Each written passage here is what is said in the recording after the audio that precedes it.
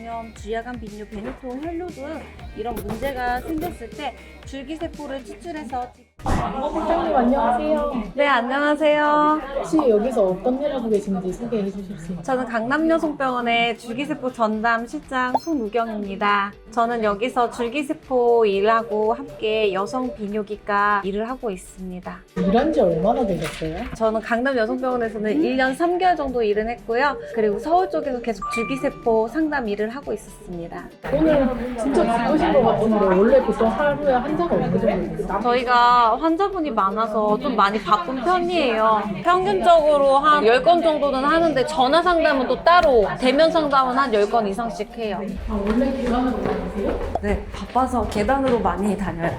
엘리베이터 기다릴 시간이 없어요. 여기가 실장님 방인 거예요? 네, 여기가 제 방입니다.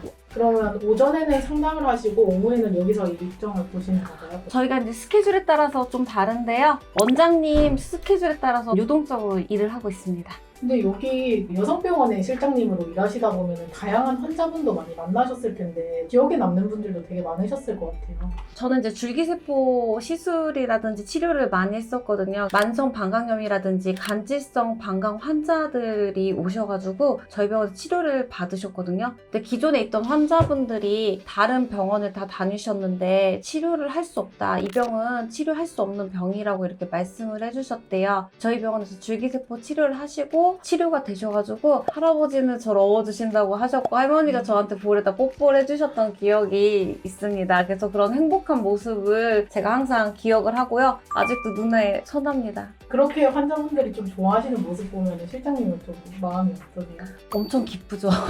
저는 어떤 마음으로 하냐면 환자분들이 저희 병원에서 꼭 나아서 가기를 항상 기도하면서 같이 이제 치료를 진행을 해요. 그래서 환자분이 수술방에 들어갔을 때도 같이 따라 들어가고 환자분이 어떤지 어떤 상태인지 어떻게든 이해시켜드리고 같이 치료할 수 있는 방향으로 끌고 나가는 게 저의 실장의 역할인 것 같습니다. 이렇게 맨날 좀 바쁘게 움직이면 몸은 많이 안 힘드세요? 처음에 여기 입사하고서는 그때 당시 한 3, 4개월 정도 굉장히 힘들었었는데요. 그러고 나서 작년 5월 달에 제가 근종 수술을 했어요. 제가 23년도에 부위과 검진을 타 의원에서 받았었어요. 그때 당시에 검진을 받으면서 자궁에 근종이 있다. 그런데 근종 위치가 일반 병원에서 하기 힘들고 대학병원에서 개복 수술을 해야 된다고 해서 미레나로 유지하자고 해서 계속 유지하고 있었습니다. 그런데 근종이 어느 날 갑자기 출혈이 일어나서 바다출혈로 제가 이제 수술하게 되었어요. 타 병원에서 진료를 받으셨다 그랬는데 타 병원에서 치료를 하시는 건가요?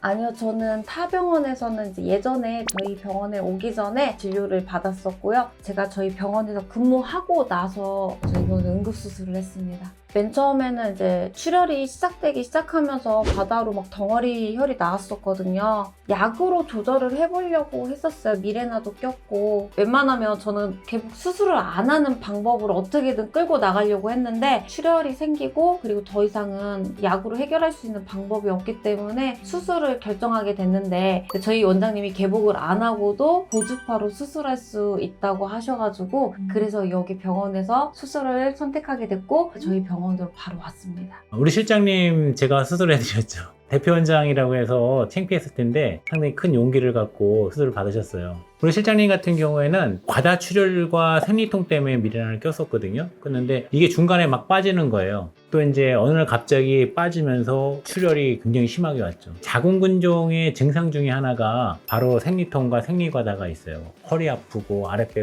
뻥뻥하고 그리고 매번 이 실장님이 그때 하셨던 말씀이 소화가 잘 안 된다. 방구가 그렇게 많이 나온다고 얘기를 했어요. 근데 그게 자궁의 혹이 척추하고 중간 사이에 장이 지나가는데 그걸 눌렀기 때문에 장이 부분적인 폐색이 일어나면서 소화불량에다가 배가 빵빵하게 차고 감기 같은 게 많이 나왔던 것 같아요. 그래서 오늘 갑자기 왔는데 얼굴이 하얗게 질려갖고 저한테 왔거든요. 빈혈 수치를 체크를 했는데 빈혈 수치가 정상이 12부터 16까지인데 이게 9.4로 나오는 거예요.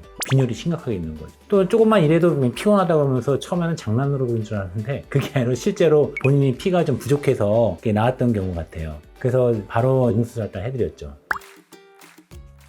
그때 심정이 어떠셨어요? 저는 여기 혼자 살고 있는데 좀 약간 막막하긴 했죠. 출혈에 대한 두려움이 굉장히 컸었어요. 그 병이 있었을 때 어떤 증상이 있으셨어요? 근종 있을 때 평소에는 몰랐는데 이제 생리와 다르게 출혈량도 많았고 덩어리진 혈이 많이 나왔었습니다. 보통의 경우에는 가장 많은 증상은 무증상이 많아요. 한 30에서 40%는 무증상이에요. 근종이 생기는 위치에 따라 틀려져요. 실장님처럼 가운데 생기면 생리할 때 덩어리가 많이 나와요. 그래서 빈혈이 많이 빠지게 되고, 이게 앞쪽에 있으면 방광을 누르기 때문에 오줌이 자주 매렸거나 너도 눈 것 같지 않고 하는 증상들, 그리고 절박류 같은 게 많이 생기고, 오줌을 많이 못 참아요. 방광의 용종이 작아지기 때문에. 그 뒤쪽에 있으면 척추를 누르기 때문에 허리 통증이 많이 생기고 또 살이 많이 쪄요, 사실은. 그러니까 여자들이 하복부 살이 많은 사람들이 자궁근종이 많다는 그런 통계도 좀 있어요. 무증상이라서 모르고 방치하면 나중에 어떤 문제가 생길 수 있나요? 나중에 완경이 될 때까지 증상이 없으면 그냥 놔둬도 상관이 없어요. 왜냐면 완경되면은 근종이 작아지기 시작하니까. 중요한 거는 이 자궁근종은 여성 호르몬이 많이 분비될수록 많이 생기는 어떤 질환이기 때문에 여성 호르몬 분비가 안 되는 상황에서는 근종 크기가 작아질 수밖에 없는 거예요.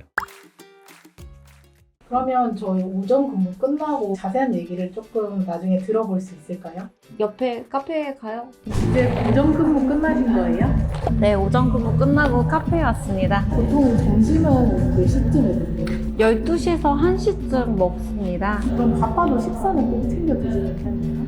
거의 챙겨 먹고요. 만약에 이제 안 되면은 나중에 또 먹습니다.